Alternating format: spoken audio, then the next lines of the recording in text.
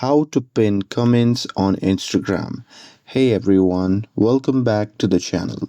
In today's video, I'll show you how to pin comments on your Instagram post. So now without further ado, let's get started.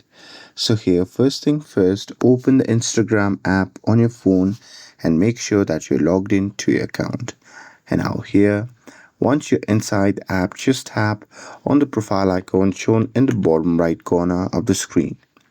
Now here, once you're inside the profile section, just go to the post where you want to pin the comment.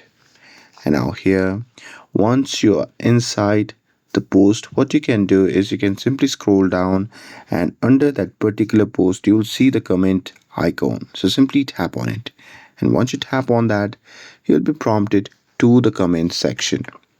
And now here, once you're in this section, what you can do is you can simply search for the comment that you want to pin. And now here, once you've found that, what you can do is you can just long press on that particular comment, and once you do that, a pop-up menu will appear. In that menu, you can just tap on pin.